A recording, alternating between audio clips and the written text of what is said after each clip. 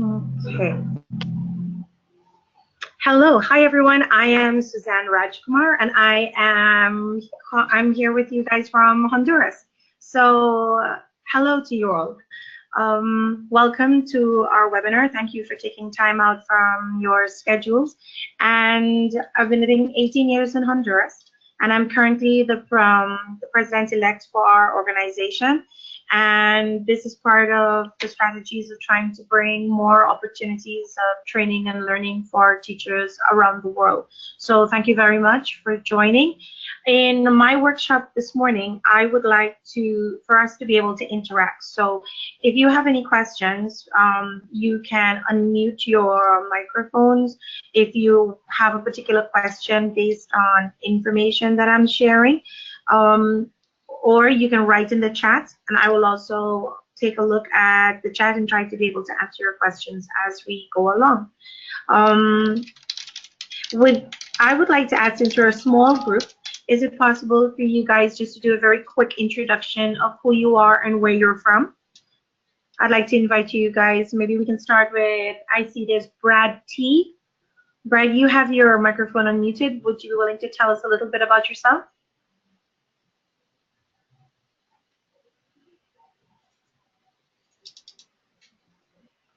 Okay.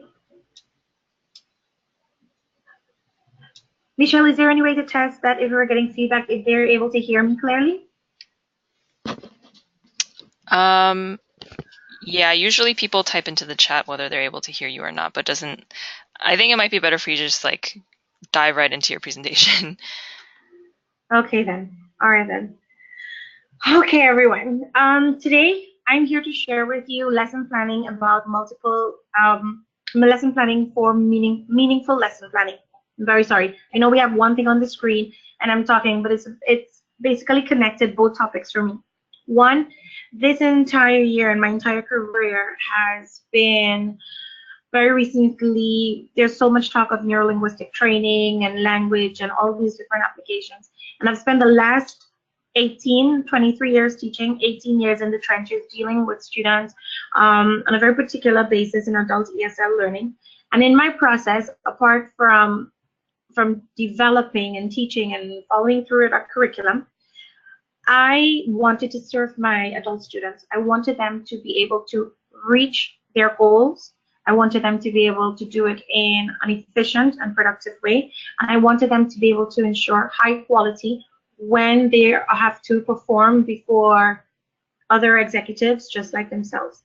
Therefore, to be able to do that, I wanted them, my challenge in Honduras was that the challenge to survive clashed with the challenge to make time to study, make time to read, make time to investigate. These tasks, these learning tasks that are so necessary to progressing, basically sat on a back burner. They just went, okay, teacher, give me a quick fix. What's it going to be? What's the phrases? What do I have to learn? How do I go forward?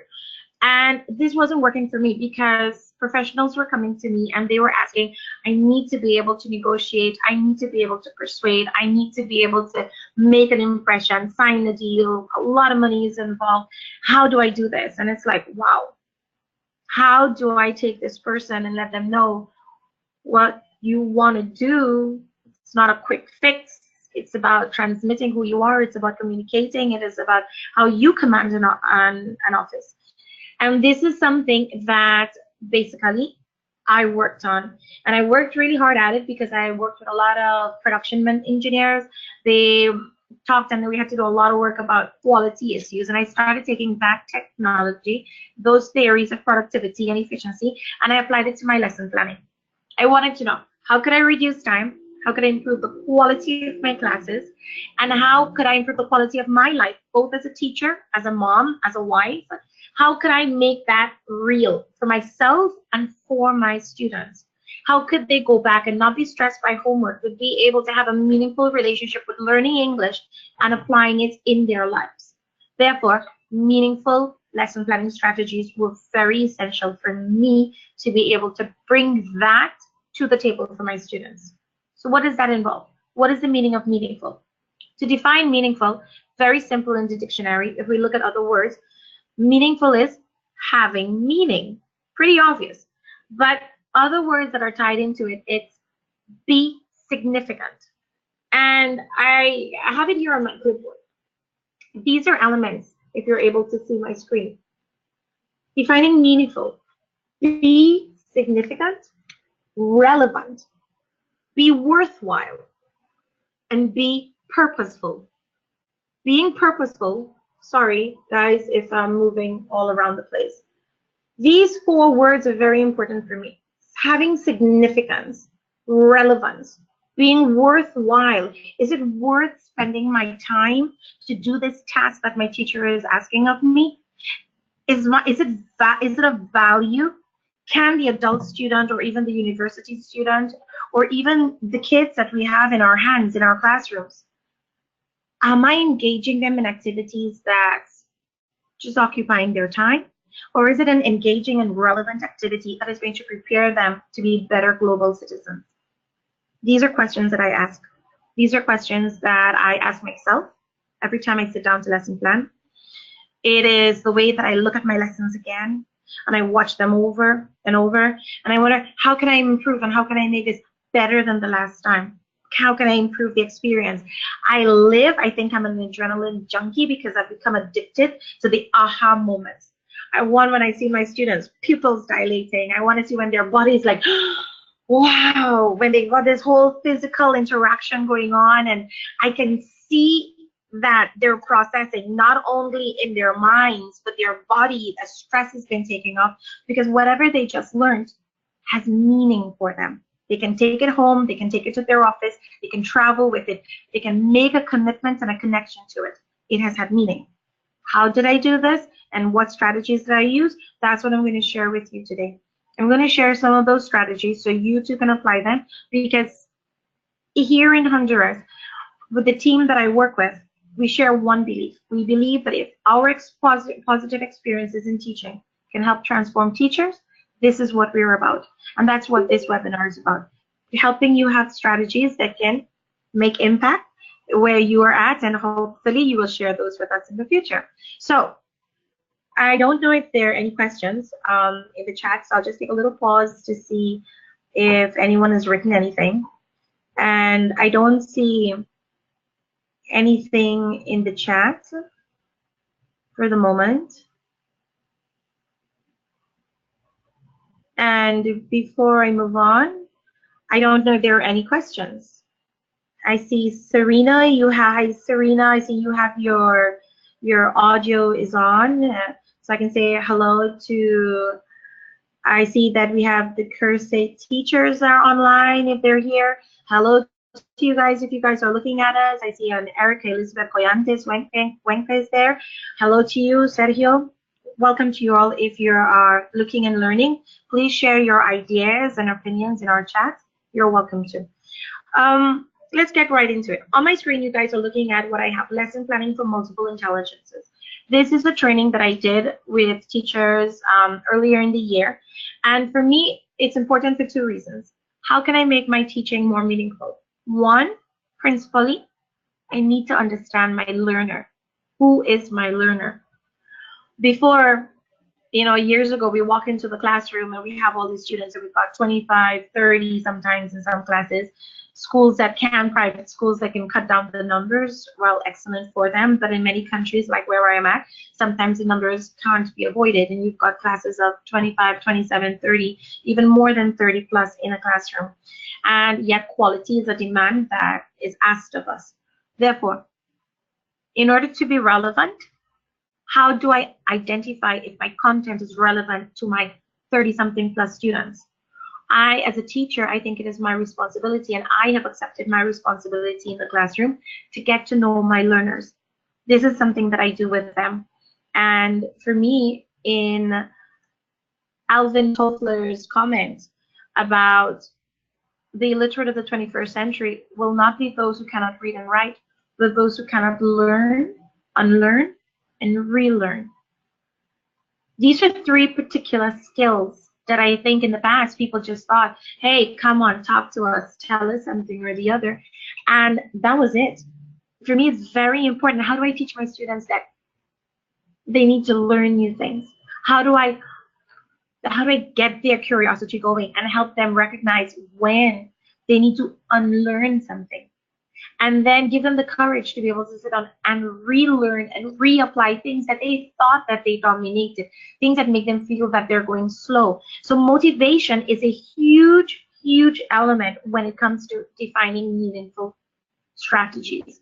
How do I motivate the learner in this process? Therefore, there's three things as teachers that we have to look at. To be able to sit down and develop meaningful strategies, we need to look at how do I engage my students to help them think critically? Number two, how do I ensure that my lesson plan gets them to communicate clearly, that provides them an opportunity to write, explore, and reflect, and also that it's simple enough that I can evaluate and be able to see if I'm meeting my objectives or what it is we're doing in the class.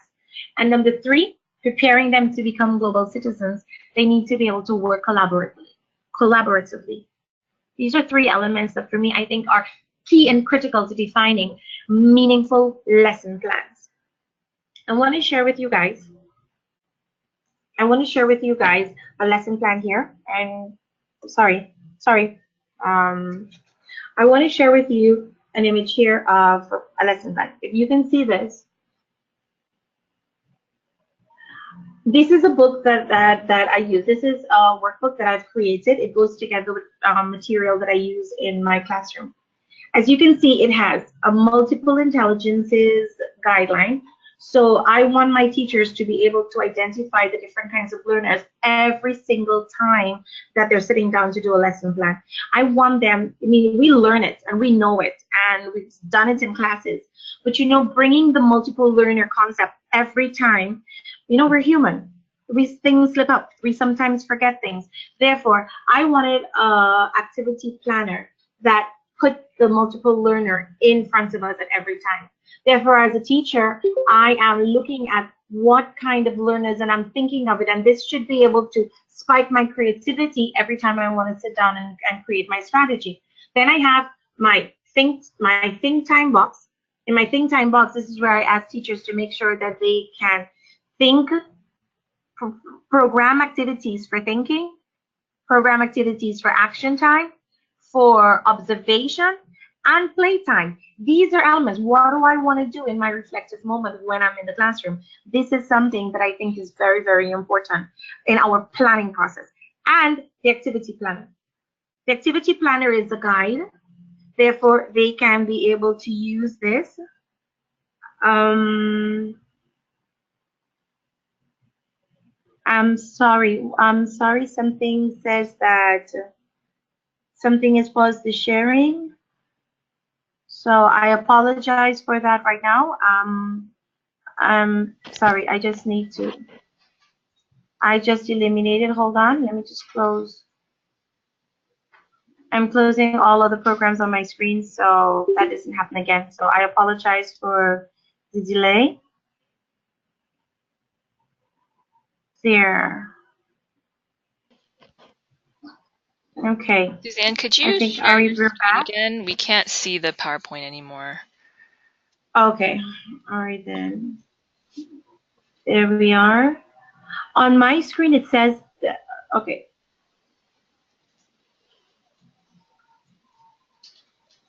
Oh, hold on. Okay, we can see that now. Thank you. Yeah. Okay then. Sorry about that, everyone. Okay. So as I was mentioning, the 3 C's that we have to go back to where we were at, these 3 elements of thinking critically, communicating clearly, and working collaboratively are 3 elements that for me are very important when I'm developing my meaningful lesson plan. My meaningful lesson plan needs to be able to demonstrate and show. Okay, I've lost my camera. So, okay, there, I can see now. All right, so therefore, for me, also on this activity planner, what I also included was this, which is, if you can see, I've integrated a life skills planner. Now in the life skills planner, this is something that I want my teachers to take into consideration. Can I integrate whatever it is I'm doing into my plan to ensure that my students are learning the appropriate life skills. So therefore,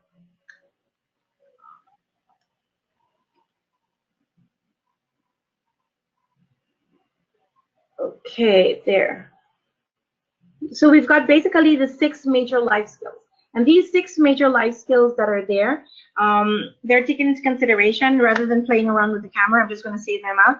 Number 1, self-care skills. Any lesson plan that I am planning to handle, I need to understand, is there a way? So let's say that if I'm doing science and I have to manage teaching precipitation and we're dealing with water and rain, self-care elements in it, I want to integrate into my lesson planning. Okay, flooding, how does flooding happen? Does flooding happen in your area? Maybe the thinking, what causes flooding? Ask my students about it, get them involved. Maybe they bring pictures of floods, they have stories about floods, maybe they make a little journal or they make a storyboard about what flooding does. And then once they start telling their stories about flooding and flooding becomes relevant to them from where they are or what they're doing, then we go back and we said, wow, okay, what causes floods? Then that question comes up. It's relevant to them. They want to know, well, you know, look at the disasters that floods cause. Look at all the evidence that they've seen. And then I can have them go search, look, they investigate, and then they come back. But in all this process, in my planner, I have been organizing. So for me, it's very critical. In order for a lesson plan to be meaningful, I need to be able to define what is significant, what is relevant to my students, especially how can I make it worthwhile for their time. Will they sacrifice time with their family to do the homework? And is it necessary for them to sacrifice time with their family? Can I integrate the assignment to include their family? Many times I try, whether it's, hey, can you ask a question at dinner with your family? Can you ask your kids to help you build a list and bring the list to me? And I'd like to know what your kids suggested. What did you get from them? I ask them to interview people in their lives so that I try to give them opportunities for social interaction with their family, and I try to get them to identify elements that make it pertinent and relevant to each of them in the classroom. These are some of the elements that I do. One of the other elements is self-management skills. Life skill number 1 is self-care skills. Life skill number 2, self-management skills. What am I teaching them that will help them learn to be better at managing themselves? Their time, managing their life, managing their activities in school or work or university. How is it that sending them to read or investigate or to do a project or to do a particular task, how will it improve their self-management skills? Their third skill, their interpersonal skills. How can I help develop their interpersonal skills through my lesson plan? How can I improve their decision-making skills? How can I improve their decision-making skills with my lesson plan? How can I improve their time management skills with my lesson plan? And how can I help their money management skills with my lesson plan? Self-care, self-management, interpersonal skills, decision-making skills, time management skills, and money management skills. Each of these are necessary elements to be able to survive in the future. Time has become so critical to us. The time we spend with our family, the time we spend with our friends, the time we spend with our colleagues. Time is so valuable. The people don't want to spend it doing irrelevant things. Therefore, as teachers, we can't be part of the stressor of the world. We want to be able to reopen that pocket where we create opportunities for them, opportunities that they don't see, but opportunities where they can share with their family through discussing a particular article or a book and then coming back and telling us, well, what did they think about it? Sharing their thoughts, sharing their ideas. That means that at a certain point, I have to look and re-examine my evaluation techniques. What kind of rubric am I going to create to be able to facilitate a dialogue, to facilitate evaluation from maybe a poem that was written together as a group, a collaborative act whether with friends, colleagues, or in their office area, wherever they've done it. These are questions that I ask, and these are things that I try to bring to the element. I want to share a little bit about David Auswell, and I don't know if I'm pronouncing it correctly, but he's a psychologist that was one of the prominent individuals with meaningful learning theory. And he believed that one of the basic tenets for him is that the student must be able to relate to new knowledge. And I can identify that. I can speak from that in terms of my personal experience in the classroom. It was very important for my students to be able to connect to what they're doing. It had to be relevant, and therefore I started lesson planning a lot of stuff because it was unable to get content in Honduras based on Honduras and English. So in order to make it relevant to them, I started researching history of Honduras, and then I started using my lesson planning skills to create lesson plans in English, but about the history of Honduras. I started lesson planning and I started researching. It's a lot of work in the beginning because I had to do a lot of reading.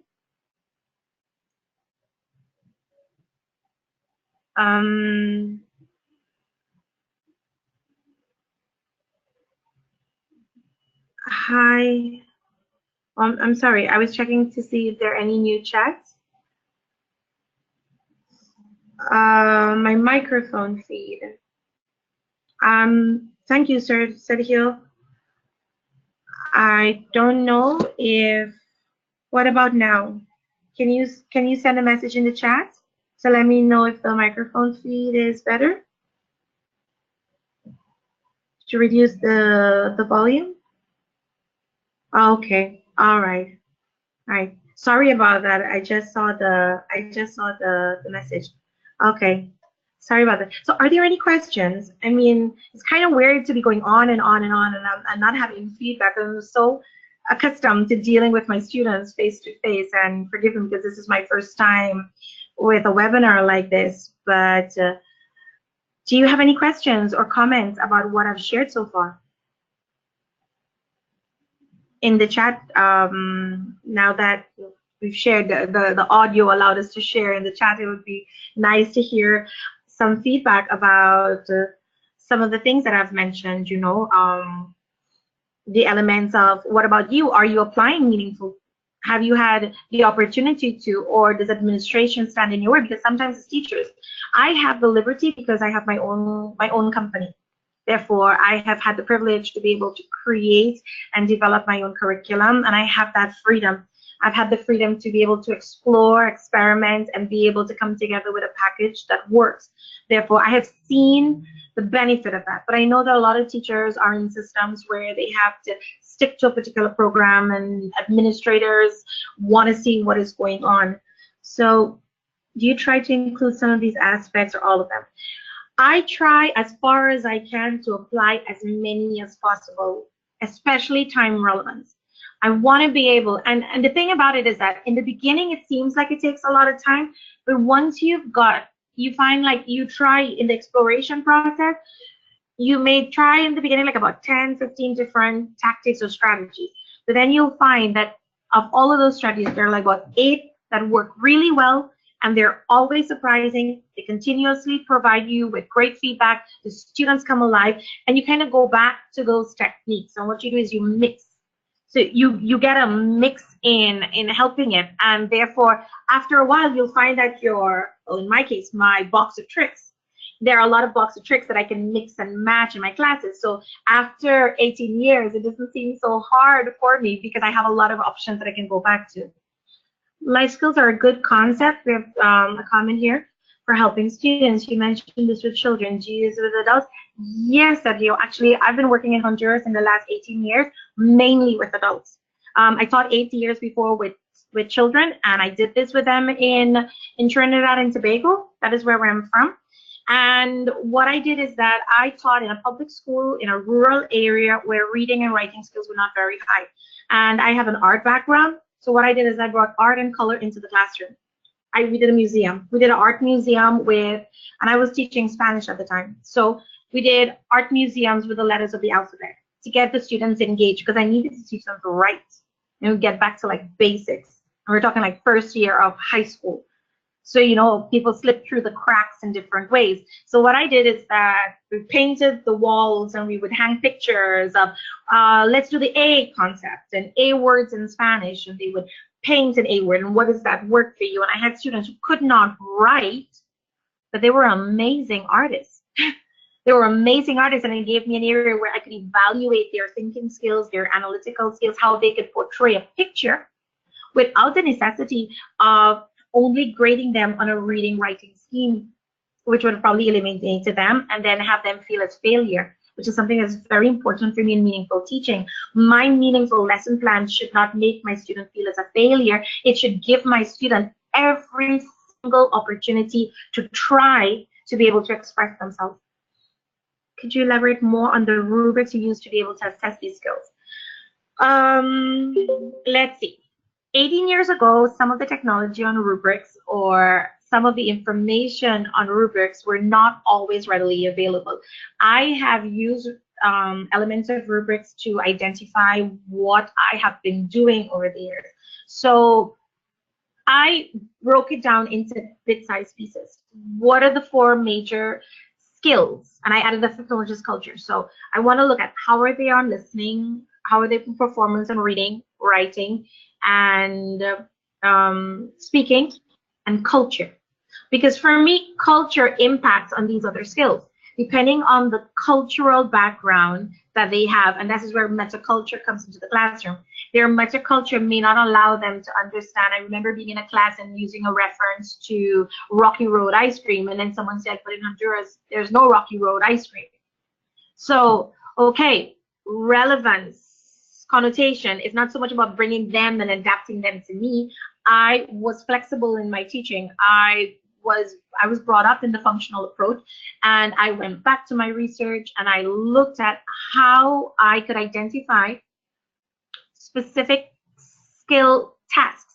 So in my rubrics, I wanted to look for, okay, I think we saw this when we were in Chicago TESOL last year, and I think there's a lot of training about keeping setting objectives in a simple way, very, very simple, be specific. And also when you're writing the mission and the vision for companies do the same thing, action words. So I focus mainly on the action words. What do I want my students to be able to do at the end of the lesson? Will they be able to identify B, C, D, E, G, P, T, V? Will they be able to use it in a sentence? Will they be able to express it? And then I would have like 1, 2, 3 categories. And actually, in my book for my teachers, I have added a very simple evaluation rubric, actually. And just remember, so this is a simplified form. For me, it's about simplicity because what I wanted to target is a skill. So this is the simplicity of what it is I'm working with. So I have my students' names, and I'm looking at needs improvement, applying Dr. Dweck's concepts on the not yet theories, helping them understand that, okay, you need improvement in this area because it still needs more development. And then some words are clearly pronounced, and then having the other, all words are spoken with a better level of fluency. Therefore, I offer this as a simple evaluation rubric, a very simplistic one, so that since it's designed for gaming, because I designed this for it to be used in a gaming concept, the teacher can look at the students and bring them up. Okay, so let's hear, how are they managing it? Yes, focusing on the product, the final product of the student. Yes, the final product of the student because it's relevant to them. I may have a lot of reading knowledge behind me, but they may not need all of that in order to be able to do what they want to do. So it's kind of like showing off my skills versus how do I help them develop what they want to do. So when I deal with adults who don't have a large reading background, it makes no relevance if I ask them who's Homer and let's read about Ulysses and let's discuss a poem by Homer. As much as I would love to, as much as I would love to bring certain levels of, to bring Chaucer into the classroom, I can't at the moment. But since 2012 to now, I have been able to increase the reading level of my students in my classroom. What would take normally an entire hour to analyze one sentence, we can now read pages of work within the within the same hour of class, which for me is a huge improvement in Honduras compared to cultural impact of work versus study time, not having interests, fighting a reading culture that's almost in existence. These are the techniques that have functioned for me and have allowed me to be able to set up a pretty successful business in what it is I do here. So this is one of the elements. One of the key things that Dr. David Ausfeld talks about in terms of keeping knowledge relevant to students, it's also the element of making sure that for it to be meaningful, you know, the organization. I think that's the hardest thing for us as teachers in the beginning. We've got to do a lot of work to organize our concepts, organize our information. So when we walk into the classroom, you know, there's a time that we have to take to get to know the students, understand where they're coming from, investigate news about the countries where they're from, the cities where they're from, the places. These are all things that are elements that help us understand the diversity of the learner that is with us. And in that element, in that process, it helps bring fresh material into the classroom.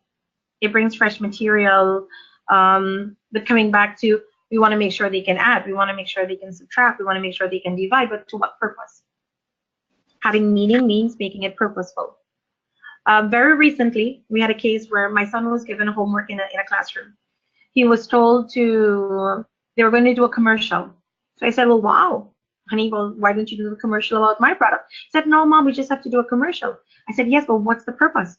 Why are you learning to do a commercial? And he's like, no, we just have to do something, you know, we're just going to do like a cup. They wanted to do something like that. I said, but honey, the idea behind doing a commercial is to be able to come back and be able to use it so that if you want to create an idea, start a business as a young person, you can do that. It wasn't clear to him. And he's 11 going on 12. And even though he knows how to use the camera and he knows how to do certain things, I found that it wasn't transmitted clearly enough to him what was the objective. So I tried to reach out to the teacher to ask, like, what's the purpose behind it? And I found that they were graded on some of the elements that he was graded on. I suppose maybe because I'm the mom, I was probably too harsh. I don't know, but I didn't think that there was enough purpose behind the task. They have to deal with audiovisual, so they told them go record something and bring it back. And I particularly found that it needed more work. But that's my personal opinion. So I don't criticize what they do. I observe, but I try to make changes in my teaching plan. Yes, I completely agree with you, Chadi. It's very important to clarify purpose. Yes, I agree 100% why we do it. Because for me, the relevance is that if my son cannot come home and explain, hey, Mom, I learned to do this because I can do this now, then where's the independence? Where is he learning to become a better global citizen? So even whether I'm working with adults, young adults, or kids in middle school, whatever task I create, whether it's a gaming task, whether it's a writing task, whether it's an investigative task, even if it's teachers, and my teachers are going to do a task, what is the purpose? Very recently, in a training that was similar to the one on lesson planning for multiple intelligences, we did one on classroom management. And what they did is that we did an entire wall like a museum, and I asked them to get into groups, and I asked them to visit every section, look at it, and come back and report to me. They're already teachers. They don't need me to teach them, but we need to discuss and clarify things that sometimes perception gets confused. And as human beings, we know that our perceptions, we can look at the same thing, and we just have to look at different kinds of tests that are online that constantly tell us that the way I see something may not be the way another person sees it. And how do I create that sense of tolerance? How do I create that sense of elements in the classroom so my students, that when they're going to, okay, investigate, but make sure you have your facts straight, be able to do fact studies, be able to substantiate your ideas, Make sure that they have the skills to recognize relevant information from information that's not substantial, that they can separate that information. And how that's done by giving them investigative tasks in the classroom, breaking it down, and then being able to evaluate by the way that they're able to establish. So for example, if my students are going to do a history assignment and they're going to explore the arrival of Christopher Columbus, maybe I might ask them, okay, can you create a map of Christopher Columbus's explorations in our world? Well, Miss, how are we going to do that? Well, investigate a little bit, or I can help them, okay, do a linear or a map, or give them ideas, but then let them feel free. It can be fun. You can give like on a stick, give them to select, okay, you'll do a linear map, you'll do a circular element, you'll do one based on advantages, and that each of them they can pick one, and then they go to their groups, and then they have to come up with it, and they need to investigate, and I'm overseeing. I'm watching their organizational skills. I'm watching how they collaborate with each other. I'm watching how they communicate with each other to be able to get something, and then how they ask for help. And that's what I'm there for, to help them. And then if they have access to tools in the classroom, if they have computers, or if they have their cell phones or their tablets, how they're investigating, and they have and timing. It's critical to have, I believe, a coach's the clock in the classroom. Do you suggest any tip on how to integrate these skills with adults versus kids? Any major differences? I would say that I take kids' skills and I apply it with my adults, and my adults, it has been amazing. The few times I have had rejections have been with individuals who have really, really, really, really huge emotional intelligence issues with ego. But the majority, they love it. They laugh, they relax, they have fun, they break it down. They're like, oh my God, I didn't learn like this. And I mean, education today is so amazing, and I find it so dynamic that when I give my adults something different to do, they find that they're challenged with, is this for me or is it a kid? But when I show them the relevance for them and I let them know what it's about, they have fun. I've taken kinder exercises and I've brought it to my adults, and they're like, wow, we're learning. And I don't tell them that it's a kinder exercise. I mean, that's my box of tricks, but we do it with them, and we get them into the doing. That's where it's meaningful. Why am I doing this? Well, because when you're standing before someone, for example, why are we talking about penguins? I said, you want to sell your product to a client. How do you make that personal connection? What are you an expert on? And that's what we talk about.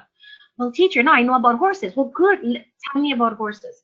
Tell me, go learn about horses. Bring it on. And then when you're talking about it, because a person can be an expert about penguins, horses, pyramids of Egypt, when they start their storytelling, and then that's how I gradually move them towards storytelling. Because in the end, to become great storytellers is how we share. So the way you presented them is the difference. I think, I think so. We did a recent project last year. I asked for 3 teacher options. I had a non-speaker of English. I had a 50-50 speaker of English, and I had a full bilingual teacher. These 3 teachers were put before 3 different groups of students. We had a group of 9 to 10-year-old, 11-year-olds. We had 13-year-olds to 16-year-olds, and then we had 17 to 22, all in the same group, and they were receiving the methodology. All 3 groups played hard. All 3 groups had winners. The 10-year-olds were able to match their own with the 17-year-olds and the 22-year-olds. And the 22-year-olds were like, what? How is that possible?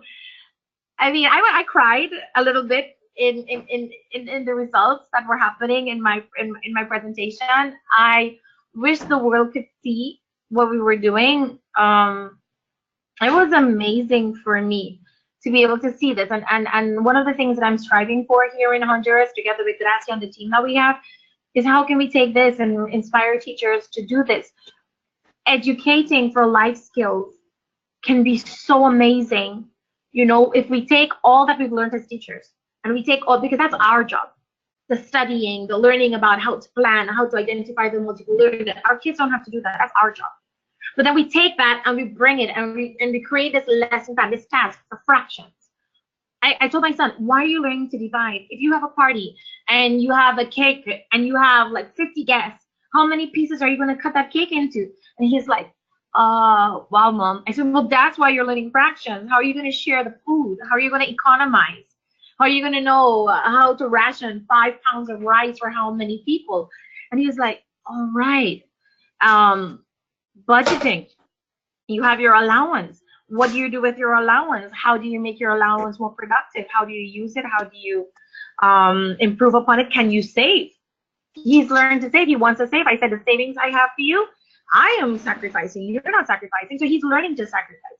And then when we transfer that into the classroom, be it adults, young adults, or even in my personal experiences as a teacher and with some of the people that we've trained, they became excited.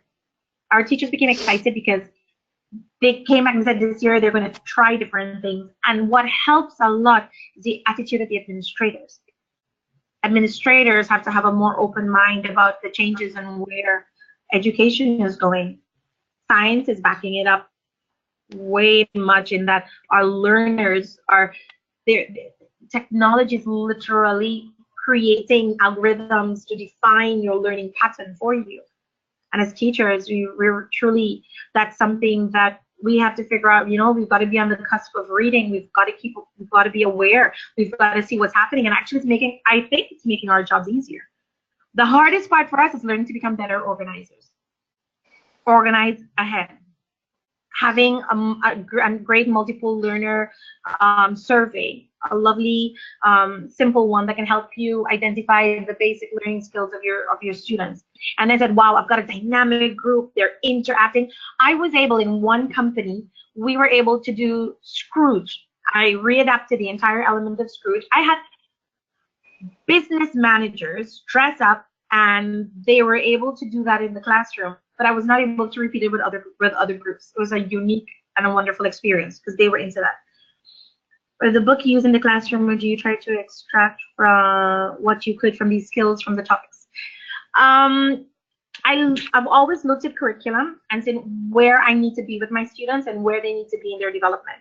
And then I look at the content, depending on how much, and I extract. So, for example, if they have to do a particular reading, I will pre-read, extract vocabulary, and maybe do like a crossword for them. And while they're having fun with the game, Miss, where did you get that information? Go back and read. So I would like stir their imagination, and then they have to go and extract where it comes from. So when they're doing the hard task of the reading and the studying, they're doing it because they want to, because they want to win, or they want to find, or they want to do the treasure hunt, or whatever it is I've engaged them into. So the hard thing of like, go read and read, I don't do that anymore. I point the direction. Okay, you need to find these phrases, you need to identify this in order for your evaluation. Where is it? So be it the book, the article, I try to keep it as relevant as possible for them. You know, search, demonstrate to me that you've investigated, and demonstrate that it's your work, that it's not just copy paste. And life skills within the game for company, yes, yep, because that's real life. I feel as if that's the real life that we live. We're constantly trying to find ways to survive, and finding ways to survive and keep our own personal motivation. And if we don't help our students learn how to find motivation in a world where sometimes there's so much violence and there's so many things that can break them down, if they don't learn how to build themselves up, then I think, you know, that's a major fail on our part, because we made them weaker citizens than when they started out. To help them become better global citizens, they need to be equipped with the life skills to be able to make changes. And then when they're reading is not a task that they have to do. Reading is a necessary function to get to where they want to go. When they're subtracting or they're adding, it's something because, oh, I have to do math. It's because they need to subtract to identify the quantity of people that they need to pay, or to get, they understand the function and the necessity of why they have to do the hard skills, so the soft skills become even softer and easier for them. That has been my personal experience in the process. I don't know if you guys have any questions or comments that you would like to make. I see we have 15 minutes on the clock. Are there any questions? Maybe you'd like to unmute your audios and perhaps share your feedback based on what it is I've shared. In a nutshell, meaningful learning lesson planning strategies for me involve always ensuring that my content is relevant to to the needs. Always looking at my learners, what kind of learners do I have? And my lesson planner, I will share with our chair for the eFlish group, with our English as a foreign. I will share my lesson planner element, because this was designed to share with teachers. So I will share this with the president so that they can share it to everyone in the group. So this is one, because I always found that even though we have knowledge, knowledge sometimes goes to the back of our minds for things that we're not always putting into practice. So I'll share this lesson plan with you guys, and then they can share it to your emails. And if you have any other questions, I am more than welcome to help answer if I can.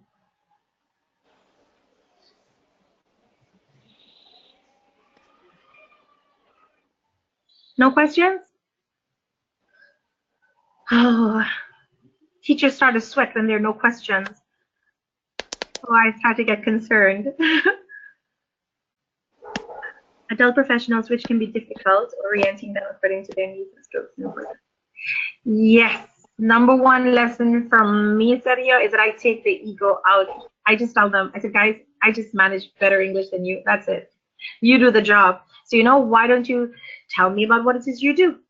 You see, I found that adults, and I've taught adults all through Latin America and South America, the ego, man, that gets in the way.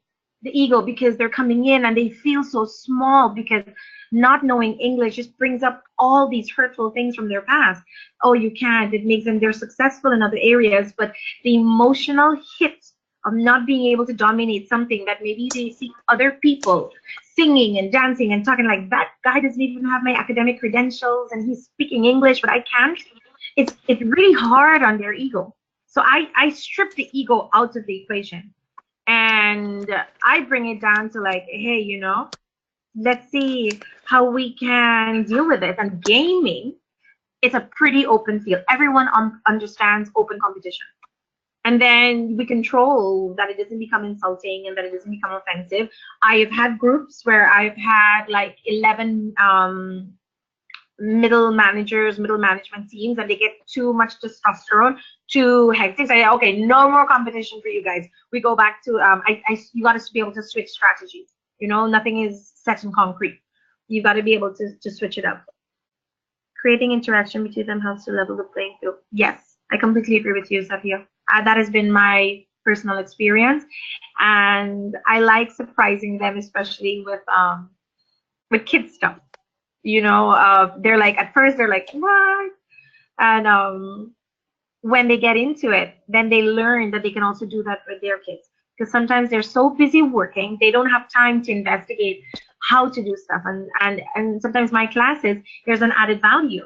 They learn to do something with me, and then they go home and they do it with their kids. They're like, wow, dad or mom's a hero, because they come back and they can do something. So the payback is even bigger. They learn to interact with their family and their friends in the language, or they connect with a sweetheart, or they're able to, it's about the added value as well to the meaningful lesson in it. And having that freedom to be able to define a curriculum. I think in the last TESOL conference that I went to, it's a lot of talk about policy.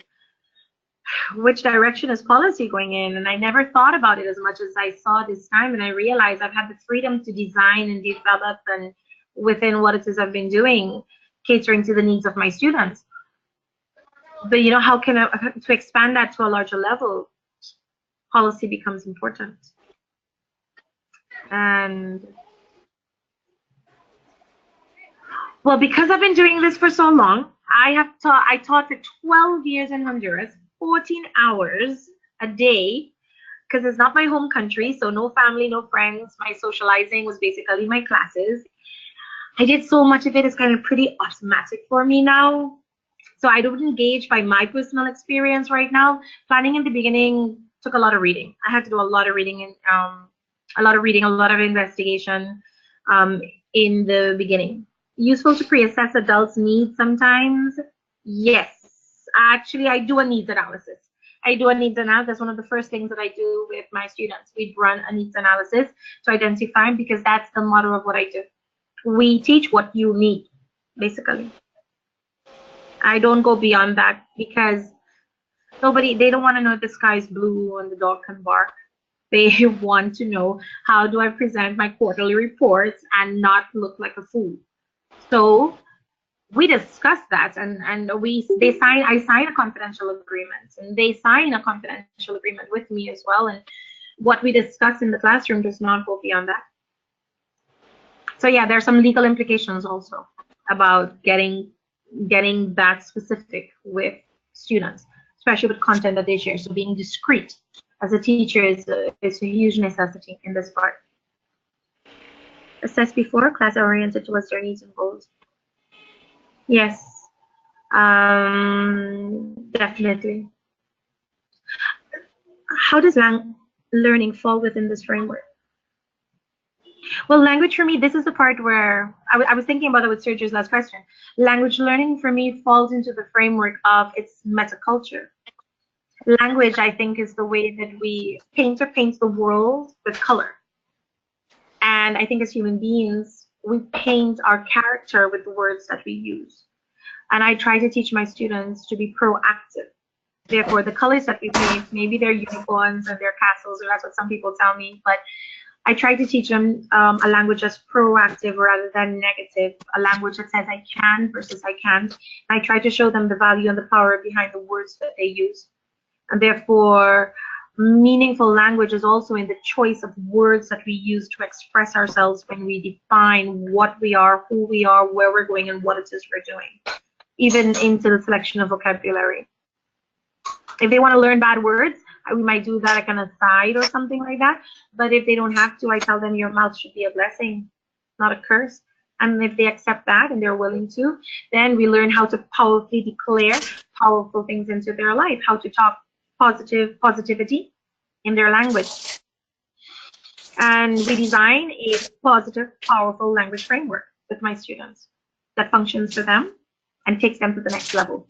I see myself as a catalyst, because every single time I've had students who come before me, it's always getting another level in their life. And I use my students as a reflection of my biography, because every time they achieve that level, wow, job well done.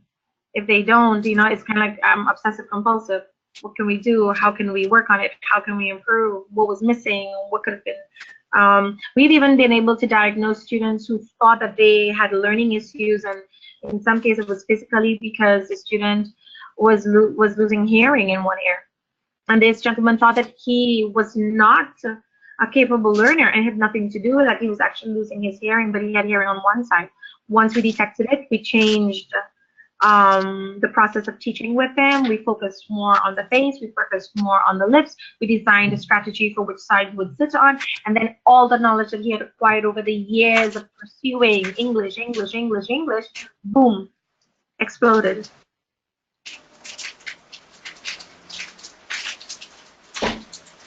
Yes, I think lesson planning, for me, lesson planning, I don't do as much planning unless it's something really, really new now, because I think because of my experience, I can pick up from what I have in my room. But this is what I'm sharing with teachers now, because when you've done it for such a long time, you've got like certain tools that it's gonna like pack a punch. It's like wow. So you gotta have your wow secret. So it's kind of like every teacher, new teachers have to go through the process of discovering their wow element.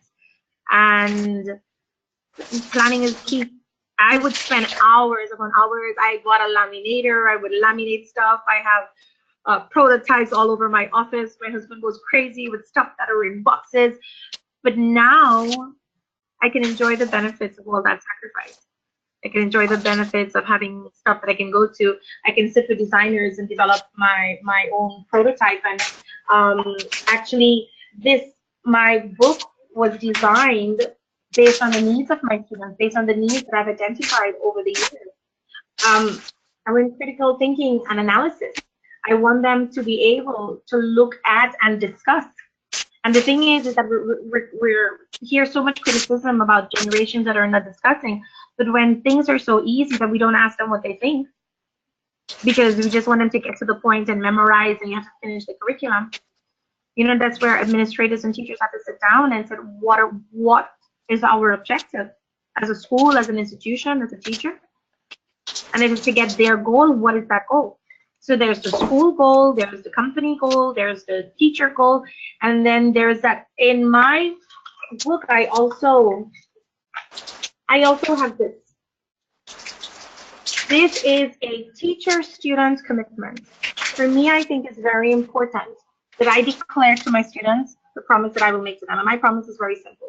I promise to do my best at all times to help them get to their results in as little time as possible. That's my number one commitment. That's my job. And their job is to promise to do all that they have to do. They have to attend classes, come here, get practice, and not be afraid. The last declaration is, I will not be afraid because I am intelligent. That'd be great to share with attendees and their community.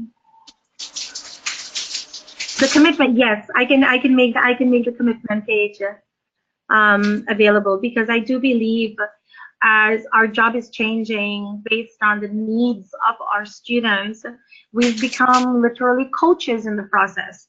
We investigate, we read, we understand how linguistics apply. I've seen it with my children. The work that I did with my first son in language learning, and I take what he's learning and I bring it into the classroom and I try it, and they're like, teacher, where did you get that? And it's just because I guess my babies were my guinea pigs. I wondered how they reacted to education, how they reacted to learning. And then I thought, if they could do it, why won't my adults? Why did we forget? Why have we lost that? And then you have Patricia, oh my God, I forgot Patricia's name right now, but she's a #1 neuro-linguistic researcher. She's on TED. It was one of her talks on the linguistic of babies.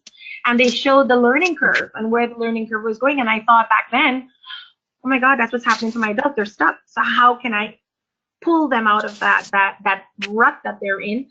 And again, coming back to Dr. Alvin Toffler's comments, you know, those who can learn, unlearn, and relearn. So, I mean, the map of learning for multiple intelligences can seem overwhelming, but you know, there are activities like grammar that involve everything. Journaling doesn't get old. You just have to know how to use it. 2 more minutes. Does anyone have any more questions or comments? To wrap up, my email, I shared my email with you guys in case there are any questions that anyone wants to do any follow-up after. I'm open and willing. It has been a pleasure sharing with you guys.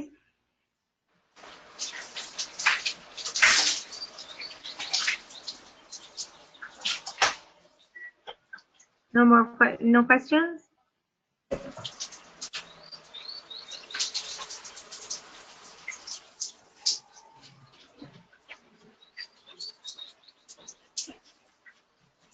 Okay, guys. I hope, thank you, Sergio. I hope that this is of value for you guys, and you're able to have fun creating meaningful lesson plans, meaningful strategies.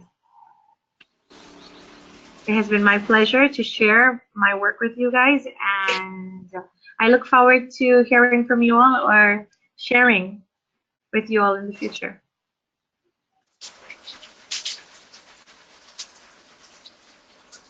So,